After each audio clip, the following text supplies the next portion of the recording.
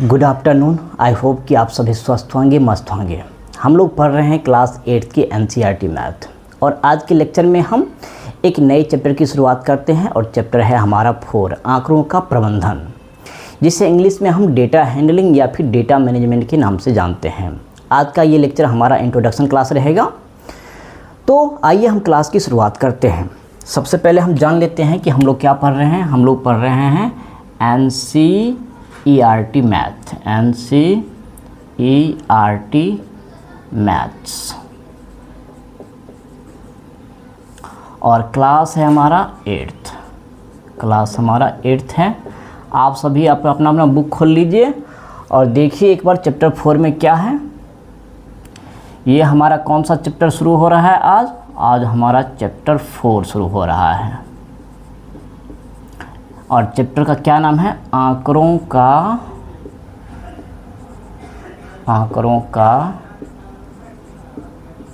प्रबंधन।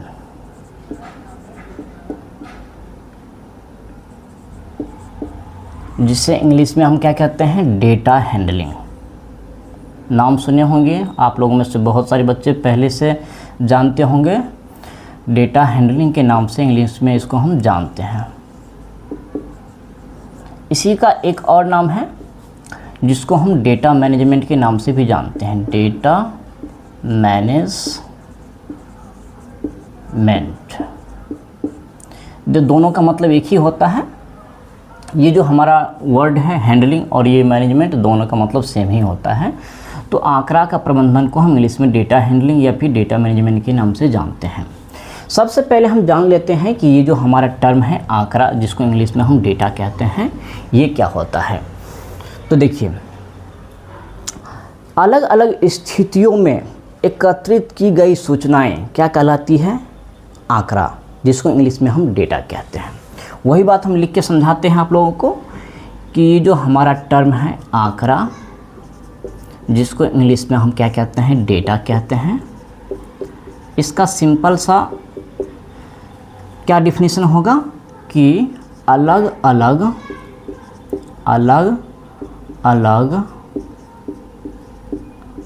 स्थितियों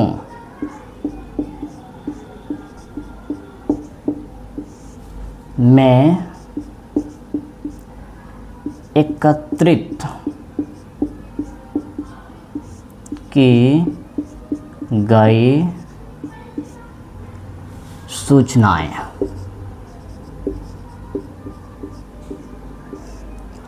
आंकड़ा कहलाती है। आंकड़ा कहलाती है। जब हम इन आंकड़ों को एक क्रमबद्ध रूप में संगठित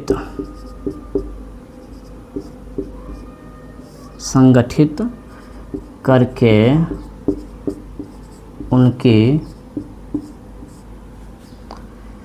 उनकी व्याख्या करते हैं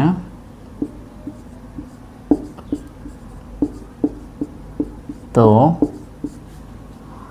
वह आंकड़ों का प्रबंधन कहलाता है।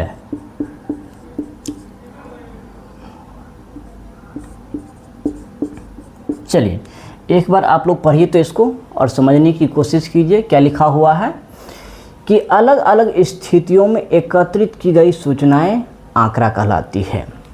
जब हम इन आंकड़ों को एक क्रमबद्ध रूप में संगठित करके उनकी व्याख्या करते हैं तो हम कहते हैं कि हमने क्या कर दिया है? आंकड़ों का प्रबंधन कर दिया है।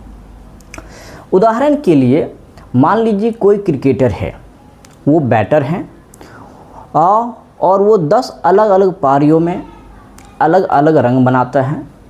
तो उन सारे डेटा को हम क्या करते हैं, जब एक एकत्रित करके एक टेबल के फॉर्म में अरेंज कर देते हैं तो वो हमारा क्या हो गया, एक डेटा। इसी प्रकार से मान लीजिए कोई बॉलर है, वो 10 टेस्ट मैच में अलग अलग विकेट अचीव करता है और उन्हीं आंकड़ों को हम क्या करते हैं, एक टेबल के रूप में क्या करते हैं, अरेंज कर देते हैं। तो वो हमारा क्या हो जाता है, आंकड़ों का प्रबंधन।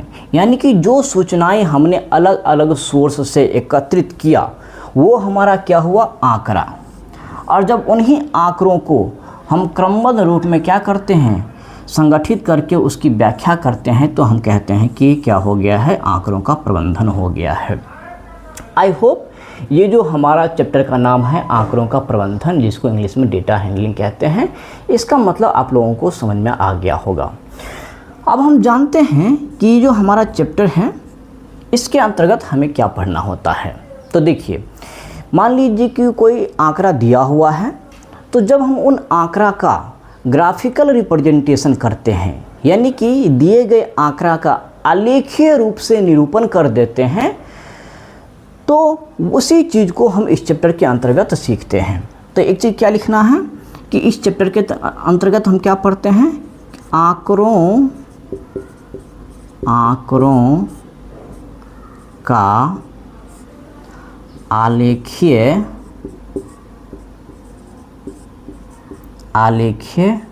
रूप में निरूपण करना। देखिए, मैंने एक लाइन लिखा है, क्या लिखा है कि आंकड़ों का आलेखीय रूप में निरूपण। यही चीज़ हम इस चैप्टर के अंतर्गत सीखते हैं। यानी कि जब कोई आंकड़ा दिया रहेगा तो उसका हम आलेखीय रूप में निरूपण कैसे करते हैं, क्या बेसिक रूल्स होते हैं, इन्हीं सब सारी चीज़ों को हम इस चैप्टर के अंतर्गत सीखते हैं। आलेखीय निरूपण को का मतलब इंग्लिश में क्या होता है, ग्राफिकल रिप्रेजेंटेशन। Graphical representation.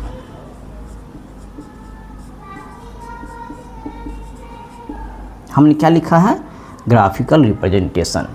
यानी कि जब कोई आंकड़ा हमें दिया रहेगा तो उन आंकड़ा का ग्राफिकल रिप्रेजेंटेशन कैसे किया जाता है, इन्हीं सब चीज़ों को हम इस चैप्टर के अंतर्गत सीखते हैं। इसी को हिंदी में बोलते हैं आलेखीय रूप में निरूपण करना, हम सीखते हैं।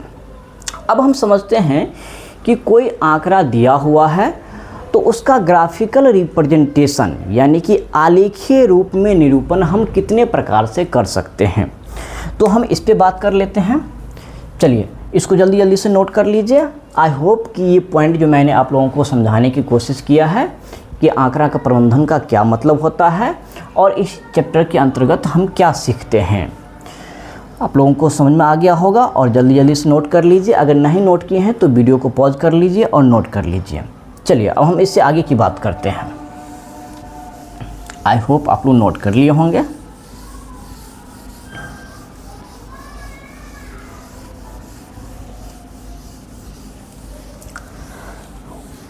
चलिए समझते हैं।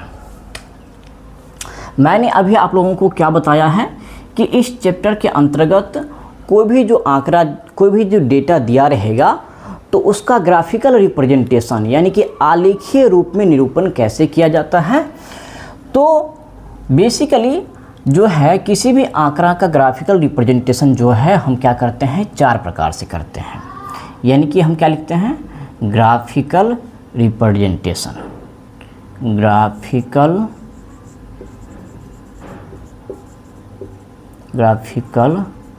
रिप्रेजेंटेशन।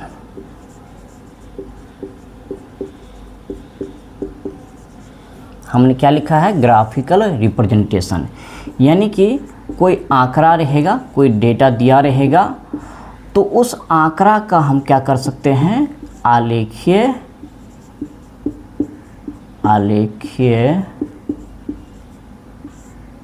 रूप में निरूपण। मान लीजिए कोई डेटा दिया रहेगा हमें, तो उस डेटा का हम ग्राफिकल रिप्रेजेंटेशन यानी कि आलेखीय रूप में निरूपण हम कितने प्रकार से कर सकते हैं। तो आप लोगों को याद रखना है कि दिए गए आंकड़ा का ग्राफिकल रिप्रेजेंटेशन हम 4 प्रकार से करते हैं। एक होता है हमारा एक चित्रालेख, एक चित्रालेख, जिसको इंग्लिश में हम लोग क्या कहते हैं, पिक्टोग्राफ, पिक्टोग्राफ।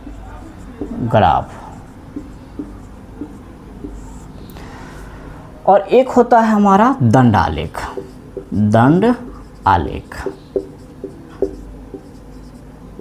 जिसको इंग्लिश में हम बोलते हैं बार ग्राफ। और तीसरा हमारा होता है द्विदंड आलेख, जिसको इंग्लिश में हम कहते हैं डबल बार ग्राफ। आप लोग अपने अपने बुक में देखिए एक बार, और जो चीज़ बता रहे हैं उसको समझने की कोशिश कीजिए। और एक होता है हमारा वृत्त आलेख, वृत्त आलेख, जिसको इंग्लिश में हम बोलते हैं पाई चार्ट। नाम सुने होंगे पाई चार्ट का, आप लोग नहीं सुने हैं तो सुन लिए हैं। पाई चार्ट का एक और हम नाम होता है सर्कल ग्राफ।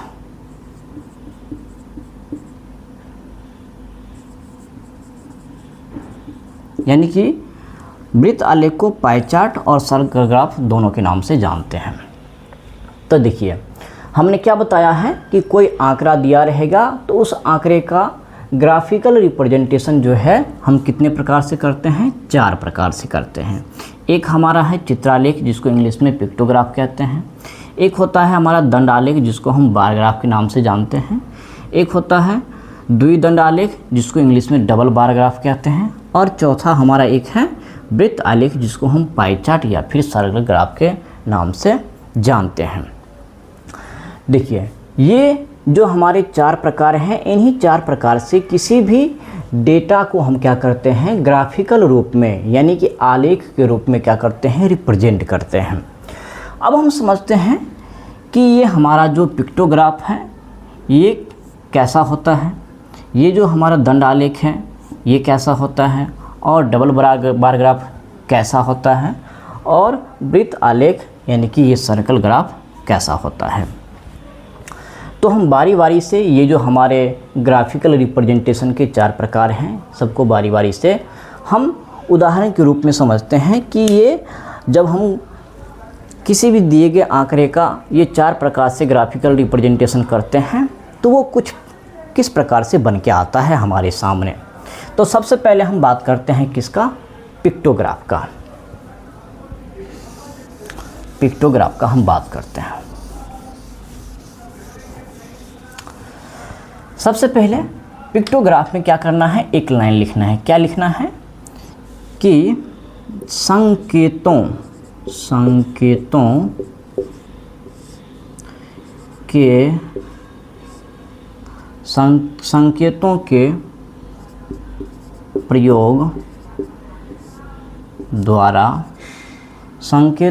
के प्रयोग द्वारा आंकड़ों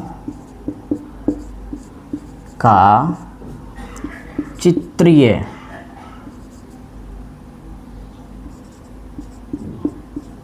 चित्रीय निरूपण।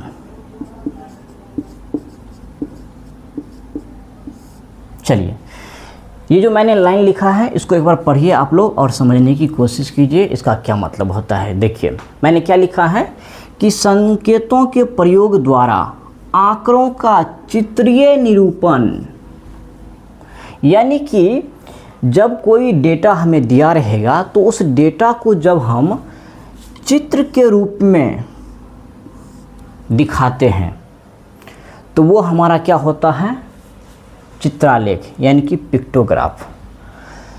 आप लोग अपने अपने बुक में खोल लीजिए और पेज नंबर जो है हमारा 39 उस पर देखिए, नीचे में एक दिया हुआ है चित्रालेख का टेबल।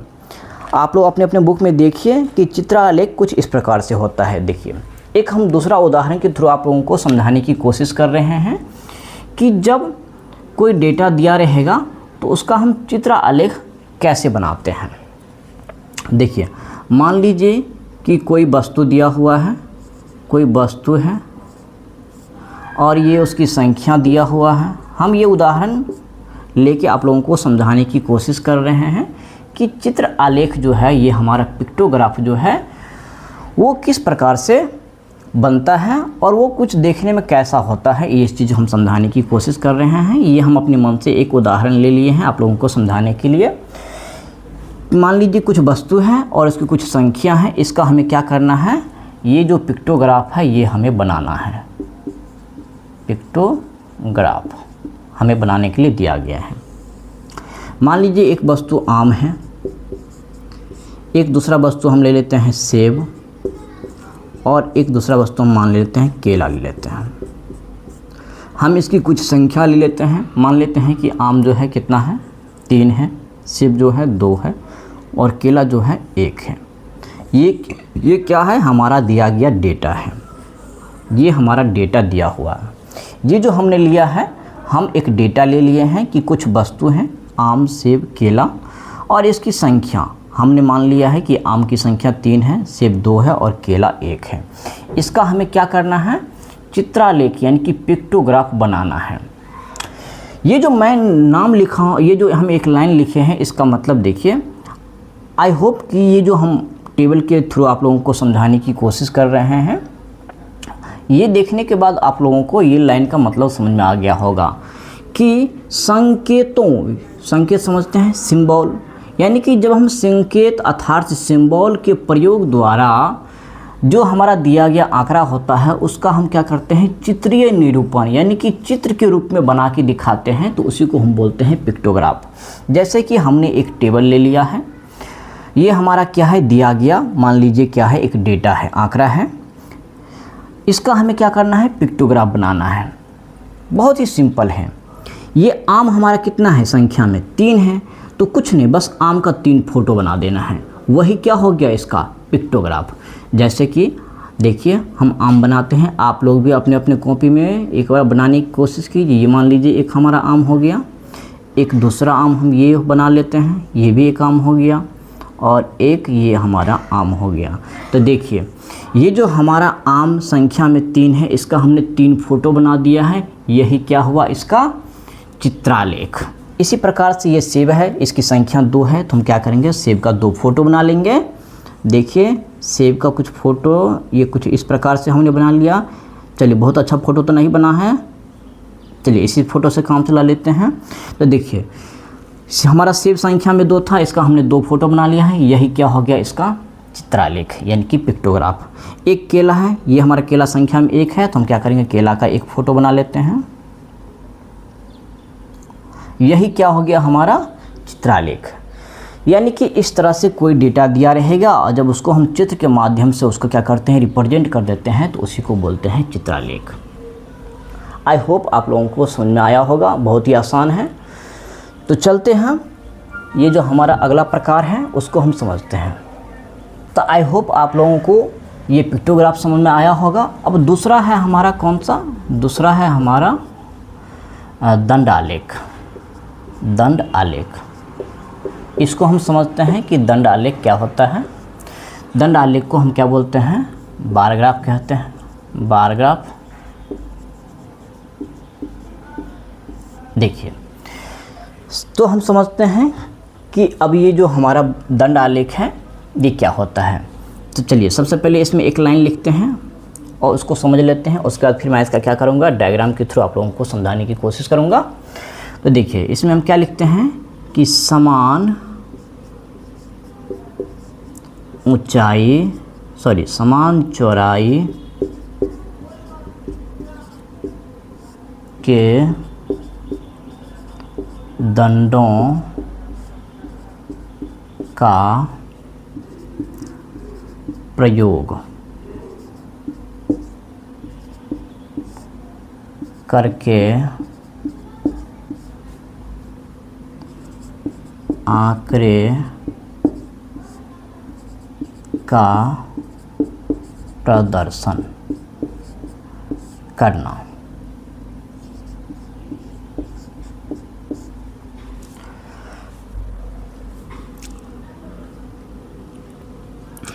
प्रत्येक दंडों की ऊंचाई, प्रत्येक दंडों की ऊंचाई इसके मानों के समानुपाती होता है। देखिए, मैंने एक लाइन लिखा है, आप लोग इसको पढ़िए, एक बार समझने की कोशिश कीजिए। क्या लिखे हैं हमने कि समान चौड़ाई के दंडों का प्रयोग करके आंकड़े का प्रदर्शन करना। प्रत्येक दंडों की ऊंचाई इसके मानों के समानुपाती होता है। ये आप लोगों को समझ में अभी नहीं आएगा। अब मैं इसको क्या करता हूँ, एक डायग्राम के थ्रू आप लोगों को समझाने की कोशिश कर रहा हूँ। उसके बाद हम इस लाइन पे आएंगे, तब हो सकता है कि आप लोगों को इस लाइन का मतलब समझ में आ गया होगा। तो देखिए, हम एक क्या करते हैं, दंड आलेख का एक नमूना पेश करते हैं आप लोगों के सामने। सबसे पहले हम समझ लेते हैं कि ये जो हमारा लाइन कुछ इस प्रकार से लेटा हुआ लाइन रहता है, इसको हम हॉरिजॉन्टल लाइन कहते हैं। ये जो हमारा लाइन ऐसे रहता है, इसको हम क्या बोलते हैं, वर्टिकल लाइन बोलते हैं। तो देखिए, जब भी हम दंड आलेख बनाते हैं तो इसी प्रकार से हमें क्या करना होता है, एक लाइन ड्रॉ करना होता है। हम क्या करते हैं, एक हॉरिजॉन्टल लाइन ड्रॉ कर लेते हैं। ये क्या है, हमारा हॉरिजॉन्टल लाइन, जिसको हम क्या बोलते हैं, एक्स एक्सिस। और एक हम दूसरा लाइन ड्रॉ करते हैं, ये जो है हमारा क्या है, वर्टिकल लाइन, इसको हम बोलते हैं वाई एक्सिस। क्या बोलते हैं, वाई एक्सिस। और जहाँ पे ये जिस पॉइंट पे ये दोनों लाइन एक दूसरे को काट रहा है, इस पॉइंट को बोलते हैं ओरिजिन। क्या बोलते हैं, इसको हम बोलते हैं ओरिजिन। चलिए यहाँ लिख लेते हैं, इसको क्या बोलते हैं, इसको बोलते हैं ओरिजिन, जिसको हिंदी में हम लोग कहते हैं मूल बिंदु। मूल बिंदु ये जो है हमारा, ये हमारा कौन सा पॉइंट होता है, ये होता है 0 पॉइंट, जहाँ पे दोनों लाइन कट रहा है। मान लीजिए कि कोई आंकड़ा दिया हुआ है, तो उसमें क्या होंगे, कुछ नंबर होंगे। तो नंबर को जनरली जो है हम क्या करते हैं, वर्टिकल लाइन पर दिखाने की कोशिश करते हैं, और जो वस्तु, जो आइटम होता है, उसको हम क्या करते हैं, हॉरिजॉन्टल लाइन पर दिखाने की कोशिश करते हैं। मान लीजिए कि कोई टेबल दिया हुआ है और उसमें जो है अलग अलग प्रकार के अलग अलग नंबर हैं और कुछ वस्तुएं हैं अलग अलग प्रकार की। तो हम वस्तु को क्या करते हैं, हॉरिजॉन्टल लाइन पे लिख लेते हैं। मान लेते हैं कि इस लाइन पे हमने क्या दिखा दिया, वस्तु को, और इस लाइन पे उसकी संख्या दिखा दी है। तो हम क्या करते हैं, आप लोगों को समझाने के लिए बस ऐसे ही रफ वर्क कर रहे हैं कि ये हमारा 0 पर हम क्या करते हैं, 5-5 का गैप ले लेते हैं। सबसे पहले क्या करना है, इसको हॉरिजॉन्टल लाइन पे बराबर बराबर क्या करना है, बराबर बराबर डिस्टेंस पे क्या करना है, इस हॉरिजॉन्टल लाइन को डिवाइड कर लेना है, इस प्रकार से निशान लगा के। इसी प्रकार से ये जो हमारा वर्टिकल लाइन है, इसको भी क्या करना है, सेम डिस्टेंस पे, कोई दूरी छोटी बड़ी नहीं होना चाहिए, नहीं तो हमारा क्या होगा, ग्राफ गलत हो जाएगा। अब हम क्या करते हैं, ये जो हमारा 0 पॉइंट है, यहाँ से हम क्या करते हैं, नंबर लेते हैं 5-5 के इंटरवल पे। तो ये हमारा 0 पॉइंट है, तो इसके आगे क्या होगा, 5 होगा, फिर 10, इस प्रकार से 15, फिर 20, और ये हमारा होगा 25, ये 30 और ये 35। मान लीजिए कि कोई वस्तु है जिसकी संख्या 10 है। तो देखिए, सबसे पहले हम क्या करेंगे, ये जो हमारा पहला ये जो गैप है, इसको हम छोड़ देते हैं, और ये जो दूसरा वाला हमारा ये जो निशान है, ये जो हमारा दूसरा निशान है, इस पर हम क्या करते हैं, एक दंड खींचते हैं, और इसकी संख्या कितनी है, 10 है। मान लेते हैं कि 10 है कोई वस्तु, तो हम क्या करेंगे, 10 के सामने क्या करेंगे, 10 तक की ऊंचाई तक क्या करेंगे, एक दंड बनाएंगे, एक दंड। तो ये जो है हमारा क्या हो गया, ये कोई वस्तु है जिसकी संख्या कितनी है, 10 है, इसलिए हमने इसको कहाँ तक लिया है, 10 के बराबर लिया है, यानी कि ये बता रहा है कि संख्या में कितना है, 10। मान लीजिए कोई और वस्तु है और वो मान लेते हैं कि वो संख्या में कितना है, 20 है। तो हम क्या करेंगे, फिर से एक गैप कर लेंगे, और हम क्या करेंगे, इसके सामने कुछ इस प्रकार से एक दंड बना लेंगे जो कहाँ तक होनी चाहिए, 20 की ऊंचाई तक होनी चाहिए, क्योंकि वह संख्या में क्या है, 20 है। इसी प्रकार से मान लीजिए कोई और वस्तु है, फिर से ज्ञाप कर लेते हैं, मान लेते हैं कि उसकी संख्या 10 है, सॉरी मान लेते हैं कि उसकी संख्या 15 है। तो हम फिर से क्या करेंगे, 15 के सामने से क्या करेंगे, एक दंड बना लेंगे इस तरह से।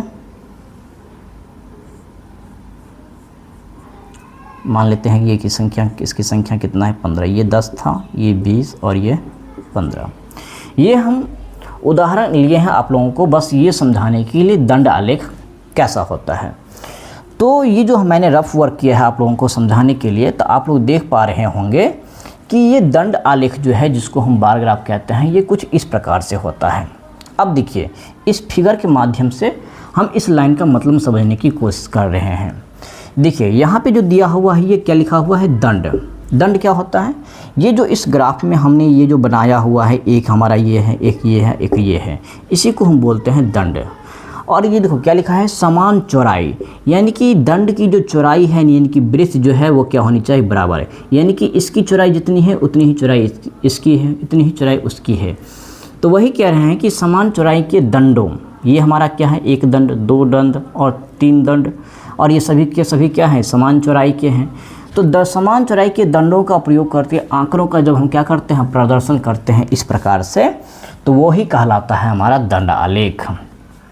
अब देखिए, ये जो नीचे वाला लाइन लिखा हुआ है, इसका मतलब समझिए, कह रहा है कि दंडों की ऊंचाई, यानी कि ये जो हमारा दंड है, इसकी ऊंचाई क्या है, अलग अलग है। देखिए इसकी ऊंचाई कहाँ तक है, 10 तक है।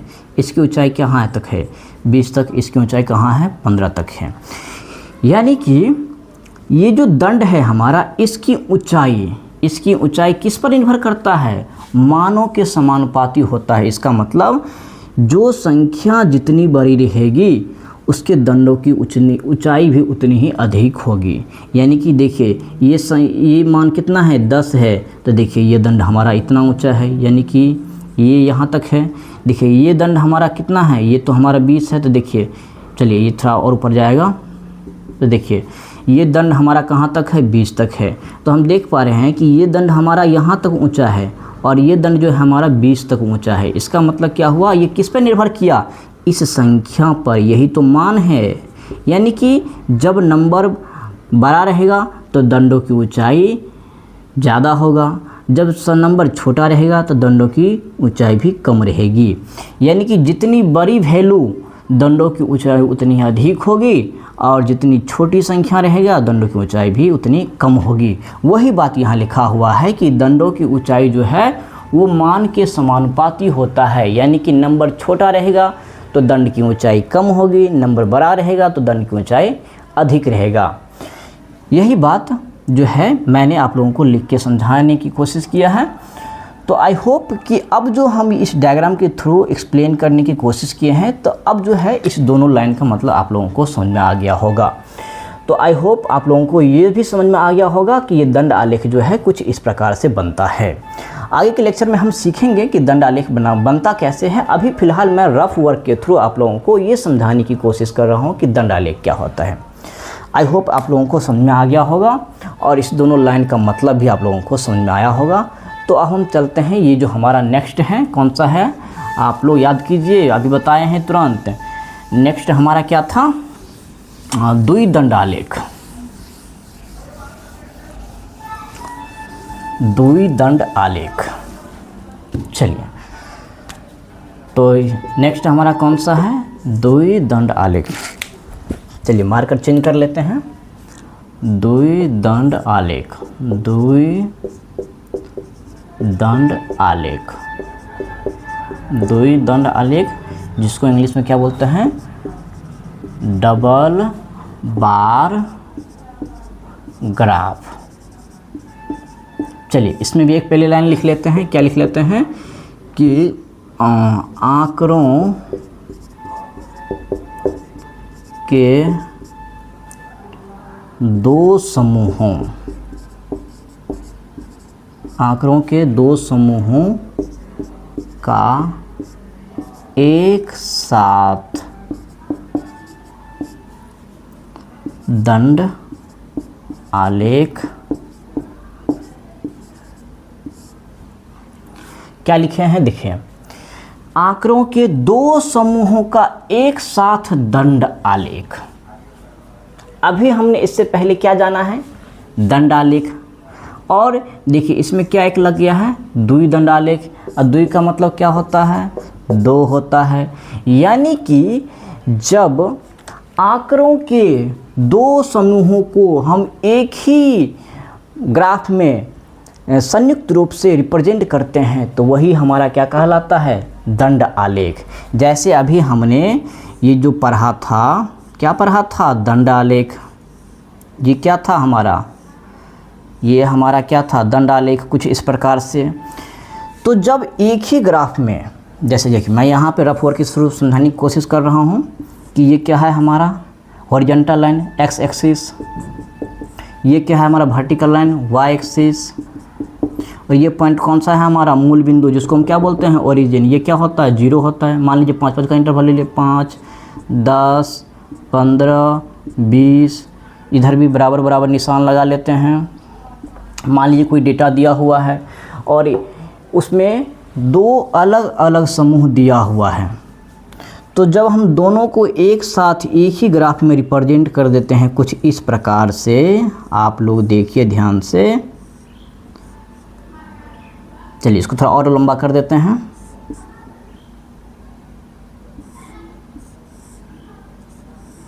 देखिए हमने क्या कर दिया, दो आंकड़ों के दो समूहों को एक ही ग्राफ में रिप्रेजेंट कर दिए हैं। तो यही हमारा क्या कहलाता है, द्विदंड आलेख। जब जिसको बच्चे को ये दंड आलेख समझ में आ गया होगा, आई होप कि उसको ये द्विदंड आलेख भी समझ में आ गया होगा। ये कुछ नहीं है, जिस प्रकार से ये हमारा दंड आलेख बनता है ये भी उसी प्रकार से बनता है, लेकिन इसमें बस एक ही अंतर है कि दिए गए आंकड़ा के दो समूहों को हम क्या कर देते हैं, एक ही ग्राफ में रिप्रेजेंट कर देते हैं डबल डबल। देखिए ये डबल है, ये भी डबल है, ये भी डबल है, और मान लीजिए डेटा दिया हुआ तो वो भी क्या होगा, डबल डबल। तो इसी को हम क्या बोलते हैं, द्विदंड आलेख। तो इसमें एक सिंपल सा क्या याद रखना है कि आंकड़ों के दो समूहों को जब हम एक ही ग्राफ में रिप्रेजेंट कर देते हैं तो वो हमारा क्या हो जाता है, द्विदंड आलेख। आगे के लेक्चर में हम सीखेंगे द्विदंड आलेख कैसे बनता है। अभी फिलहाल इंट्रोडक्शन के रूप में हमें ये समझाने की कोशिश कर रहा हूँ कि ये द्विदंड आलेख क्या होता है। चलिए अगला हमारा कौन सा है, अगला हमारा है, याद कीजिए आप लोग, अभी तुरंत बताए थे थोड़ी देर पहले आप लोगों को। अब देखिए एक है हमारा ये आखिरी, ये चौथा हमारा कौन सा है, वृत्त आलेख। क्या है, वृत्त आलेख, वृत्त आलेख। चलिए दो बार लिखा गया है। वृत्त आलेख को क्या बोलते हैं, पाई चार्ट बोलते हैं इंग्लिश में, और इसी को हम सर्कल ग्राफ भी कहते हैं, सर्कल ग्राफ। देखिए ये क्या होता है, जब हम आंकड़ों का वृत्तीय रूप में निरूपण, देखिए हम क्या लिखे हैं कि जब हम आंकड़ों का वृत्तीय रूप में निरूपण करते हैं तो वही हमारा क्या होता है, वृत्त आलेख। यानी कि कोई आंकड़ा जब दिया रहेगा, कोई डेटा दिया रहेगा, तो उस डेटा को हम वृत्त के रूप में रिप्रेजेंट कर देते हैं, तो वही हमारा क्या हो जाता है, पाई चार्ट। देखिए पाई चार्ट देखने में कुछ इस प्रकार से होता है। मैं एक रफ वर्क बना करके दिखाता हूँ आप लोगों को। मान लीजिए कि ये क्या है, एक वृत्त है, ये वृत्त है एक, और वृत्त का ये जो मिड पॉइंट, ये जो पॉइंट होता है, ये क्या कहलाता है, सेंटर होता है। अब देखिए मान लीजिए कोई डेटा दिया हुआ है, हम मान लेते हैं उदाहरण के लिए कि कोई बच्चा है, मान लीजिए कि वो जो है 10 घंटे सोता है, मान लीजिए कि वो 8 घंटा स्कूल में रहता है, और मान लीजिए कि वो 2 घंटा खेलता है, और मान लीजिए कि वो बाकी टाइम कहाँ रहता है, स्कूल में। देखिए मान लिया हमने, चलिए ऐसा करते हैं कि एक इसमें से हटा देते हैं। मान लीजिए कोई बच्चा है कि वो 24 घंटा में एक दिन जो होता है वो एक दिन जो है 24 घंटे के बराबर होता है, आप लोगों को पता ही है 24 घंटे के बराबर होता है। तो हम क्या करते हैं, एक बच्चे के 24 घंटा का क्या करते हैं वृत्त आलेख बनाकर आप लोगों को उदाहरण के रूप में समझाने की कोशिश कर रहे हैं। मान लीजिए कोई बच्चा है जिसमें से वो 12 घंटा सो जाता है, और मान लीजिए कि वो जो है 6 घंटा स्कूल में रहता है, कितना हो गया 12 6 18, और मान लीजिए कि वो जो है 2 घंटा खेलता है, और कितना हो गया 12 6 18 2 20, और मान लीजिए 4 घंटे जो बच गया है शेष, उसमें वो अन्य काम करता है। तो देखिए हमने क्या किया, उस बच्चे की 24 घंटा का क्या किया है, एक वृत्त आलेख बनाने की कोशिश किया है। देखिए ये जो हमारा एक संपूर्ण वृत्त था, इसको हम क्या किए हैं, दिए गए आंकड़ा के हिसाब से क्या किए हैं, उसको अलग अलग त्रिज्यखंड में डिवाइड कर दिए हैं। देखिए ये पूरा एक संपूर्ण वृत्त था, इसका एक त्रिज्यखंड ये हो गया, इसका एक त्रिज्यखंड ये हो गया, इसका एक त्रिज्यखंड ये हो गया, और एक त्रिज्यखंड ये हो गया। यानी कि एक संपूर्ण वृत्त में हमने कितने त्रिज्यखंड बना लिया है, 4 त्रिज्यखंड। एक त्रिज्यखंड हमारा ये बड़ा वाला, एक ये और एक ये और एक ये। यानी कि जब कोई वृत्त होता है, ये कोई मान लीजिए वृत्त है, वृत्त का हमने एक हिस्सा मान लीजिए यहाँ से काट के निकाल दिया, ये जो हमारा एक टुकड़ा काट के निकाल दिया है, ये क्या होता है, यही होता है त्रिज्यखंड। त्रिज्यखंड जिसको हम इंग्लिश में सेक्टर कहते हैं, सेक्टर। ये कोई संपूर्ण वृत्त था, इसका एक हिस्सा जो है हमने क्या किया, इस प्रकार से अलग कर लिया है, तो ये क्या कहलाएगा, इस वृत्त का त्रिज्यखंड कहलाएगा। तो इसी प्रकार से देखिए ये हमारा एक संपूर्ण वृत्त था, इसको हमने क्या किया है, डेटा के हिसाब से अलग अलग त्रिज्यखंड में क्या कर दिया है, डिवाइड कर दिया है। तो ये हमारा इसमें कितने त्रिज्यखंड बन गए, 4 त्रिज्यखंड बन गए हो। आई होप आप लोगों को ये त्रिज्यखंड समझ में आ गया होगा। चलिए अब इस पे आ जाते हैं। अब एक चीज़ आप लोगों को ये भी याद रखना है कि ये जो इसमें 4 त्रिज्यखंड बने हैं, कि तो चारों त्रिज्यखंड, चारों के चारों त्रिज्यखंड जो है वो मानों के समानुपाती होता है। इसका मतलब क्या हुआ कि जब कोई डेटा हमें दिया रहेगा, तो डेटा में जो संख्या बड़ी होगा उसकी त्रिज्यखंड की साइज भी बड़ा होगा। जैसे कि देखिए ये हमारा डेटा था, कोई बच्चा था जिसमें 12 घंटा वो सोता है, 6 घंटा स्कूल में रहता है, 2 घंटा खेलता है, 4 घंटा जो वो अन्य काम करता है। तो ये जो हमारा डेटा है, इसमें सबसे बड़ी वैल्यू कौन सी है, 12 है ना। तो देखिए सबसे बड़ी वैल्यू जो है 12 है, तो इसके त्रिज्यखंड की साइज भी सबसे बड़ी है कि नहीं।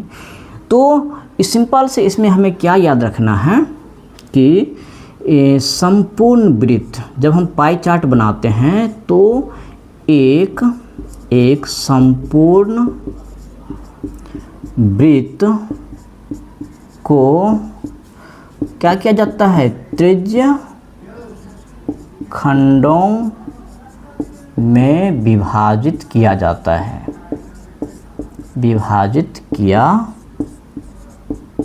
जाता है। त्रिज्यखंडों को हम क्या लिखे हैं कि एक संपूर्ण वृत्त को त्रिज्यखंडों में विभाजित किया जाता है। यानी कि मान लीजिए कि कोई डेटा हमें दिया हुआ है और उसका हमें वृत्त आलेख यानी कि पाई चार्ट बनाने के लिए दिया जाएगा, तो हम क्या करते हैं, एक संपूर्ण वृत्त को अलग अलग त्रिज्यखंडों में डिवाइड करते हैं। जैसे कि देखिए उदाहरण के लिए मैंने ये रफ फिगर के थ्रू आप लोगों को समझाने की कोशिश किया है।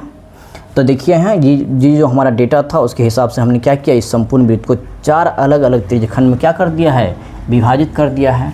अब इसमें एक बात और क्या याद रखना है कि प्रत्येक त्रिज्यखंड का साइज मानों के समानुपाती होता है। क्या लिखे हैं, पढ़िए तो आप लोग कि प्रत्येक त्रिज्यखंड का साइज मानों के क्या होते हैं, समानुपाती होता है। यानी कि जो मान जितनी बड़ी रहेगी उसके त्रिज्यखंड के साइज उतने बड़े होंगे, जो मान जितना छोटा होगा त्रिज्यखंड का साइज उतना छोटा रहेगा। जैसे कि देखिए इस ये जो हमारा डेटा था इसमें 12 सबसे बड़ी संख्या है तो इसके त्रिज्यखंड उतने बड़े हुए। जो संख्या छोटा रहेगा उसकी त्रिज्यखंड की साइज भी क्या होगी, छोटी होगी। तो वृत्त आलेख में हमने क्या देखा है कि जब कोई डेटा यानी कि आंकड़ा हमें दिया रहेगा तो जब हम उसको वृत्तीय रूप से क्या करते हैं, निरूपण करते हैं, यानी कि वृत्तीय रूप में रिप्रेजेंट कर देते हैं तो वो हमारा क्या हो जाता है, वृत्त आलेख, जिसको इंग्लिश में पाई चार्ट कहते हैं। और इसके अंतर्गत जब हम वृत्त आलेख बनाते हैं तो एक संपूर्ण वृत्त होता है जिसको हम क्या करते हैं, अलग अलग त्रिज्यखंडों में विभाजित करते हैं। और त्रिज्यखंडों की जो साइज है वो किस पर निर्भर करता है, डेटा में दिए गए नंबर पे, यानी कि नंबर जितना बड़ा होगा तो त्रिज्यखंड की साइज भी उतनी ही बड़ी होगी। और मैंने आप लोगों को त्रिज्यखंड का मतलब भी समझा दिया है कि कोई संपूर्ण वृत्त है, जब उसका एक हिस्सा हम क्या करते हैं, अलग कर लेते हैं तो वो क्या कहलाता है, उसका एक त्रिज्यखंड हो जाता है। तो देखिए आज की लेक्चर में हमने क्या क्या डिस्कस कर लिया अभी तक, कि आंकड़ा का प्रबंधन का मतलब क्या होता है, और इसके अंतर्गत हम क्या पढ़ते हैं, किसी भी दिए गए डेटा का ग्राफिकल रिप्रेजेंटेशन, यानी कि कोई आंकड़ा दिया हुआ है तो उसको आलेखीय रूप में हम कैसे निरूपित करते हैं। तो हमने जान लिया है कि कोई भी आंकड़ा रहेगा तो उसका ग्राफिकल रिप्रेजेंटेशन हम 4 प्रकार से करते हैं। एक हमारा होता है पिक्टोग्राफ, जिसमें हम चित्र के माध्यम से क्या करते हैं, आंकड़ा का रिप्रेजेंटेशन करते हैं। और एक था हमारा दंडालेख, और दूसरा हमारा कौन सा था, एक द्विदंड आलेख, और एक हमारा चौथा कौन सा है, वृत्त आलेख। यानी कि इन्हीं 4 प्रकार से हम किसी भी दिए गए डेटा का क्या करते हैं, ग्राफिकल रिप्रेजेंटेशन करते हैं। और यही सब सारी चीज़ें इस चैप्टर के अंतर्गत हम सीखते हैं। आज का ये हमारा इंट्रोडक्शन क्लास था, और आज के लेक्चर में हमने ये समझ लिया है कि आखिर ये आंकड़ा प्रबंधन का मतलब क्या होता है, इसमें हमें क्या पढ़ना होता है, आंकड़ों का ग्राफिकल रिप्रेजेंटेशन हम कितने प्रकार से कर सकते हैं। तो आई होप कि लेक्चर आप लोगों को समझ में आया होगा, आप लोगों को पसंद भी आया होगा, और आई होप कि ये लेक्चर आप लोगों के लिए बेनिफिशियल रहेगा। आगे के लेक्चर में ही इससे आगे की चीज़ों को हम डिस्कस करेंगे। उसमें हम सीखेंगे कि दंड आलेख कैसे बनता है, द्विदंड आलेख कैसे बनता है, और पाई चार्ट कैसे बनाया जाता है। उन पाई चार्ट, दंड आलेख और द्विदंड आलेख बनाने के लिए क्या क्या बेसिक चीज़ें हमें जाननी ज़रूरी होती है, किस किस बातों का ध्यान रखना होता है, ये सब सारी चीज़ें हम बहुत अच्छे से नेक्स्ट लेक्चर में डिस्कस करने वाले हैं। तो हम मिलते हैं नेक्स्ट लेक्चर में। Have a good day, thank you.